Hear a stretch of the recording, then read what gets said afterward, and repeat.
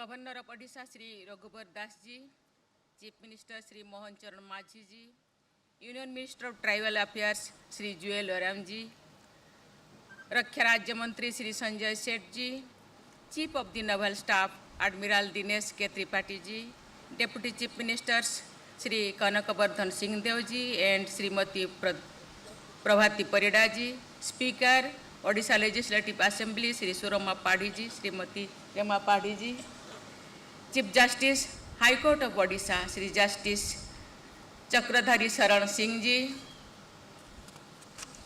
Flag Officer Commanding in Chief Eastern Naval Command Vice Admiral Rajesh Pendarkar ji, distinguished guests, flag officers, sailors, ladies and gentlemen.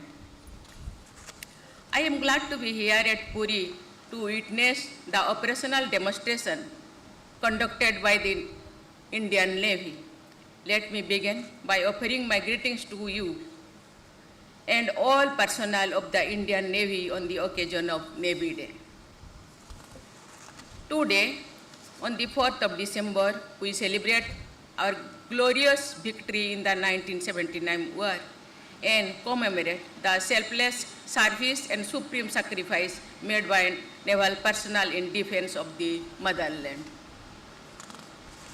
I would also like to recall the sacrifice and courage of Captain Mahendra Nath Mula, a brave naval officer who demonstrated exceptional valor and leadership during the 1971 Indo-Pak War. As the commanding officer of INS Khukri, he played a crucial role in several key operations and eventually laid down his life. Recently, I had the opportunity to pay homage to him during my visit to Diu. India is grateful to you, and every Indian salutes you for serving the nation with honor and courage. As your Supreme Commander, I am proud of each one of you for your professionalism, passion, and patriotism, which was on display here moments ago. I must compliment you for a well-coordinated and well-conducted operational demonstration that has given a glimpse to our fellow citizens of how our Navy operates at sea. I consider myself fortunate to have interacted with you all closely over the last 2 years.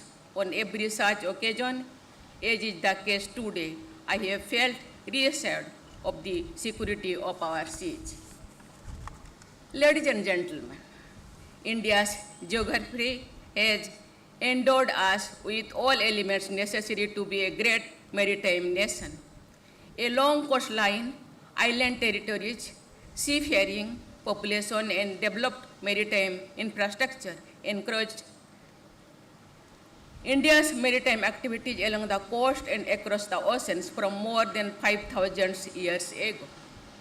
We were among the pioneers in the oceanic transport. Our shipbuilding prowess and ability to harness the monsoon wind patterns enabled us to dominate the seaborne trade. With a glorious maritime heritage and history to look back upon and a future full of promise to look forward to, India has always been a strong maritime nation, our fortunes, glory, and identity being defined by the seas. As India's economy grows and our interest and influence expand across the globe, I am confident that the Indian Navy will continue to ensure maritime security, essential to enable our rise to a Viksit Bharat by 2047. I compliment the Navy for choosing the city of Puri as the venue for today's events. Puri's rich maritime past is linked to the ancient territorial subdivision of Kalinga, which included much of the present-day Odisha. Ancient Kalinga had vibrant maritime linkages and extensive shipbuilding activities to supplement the flourishing trade.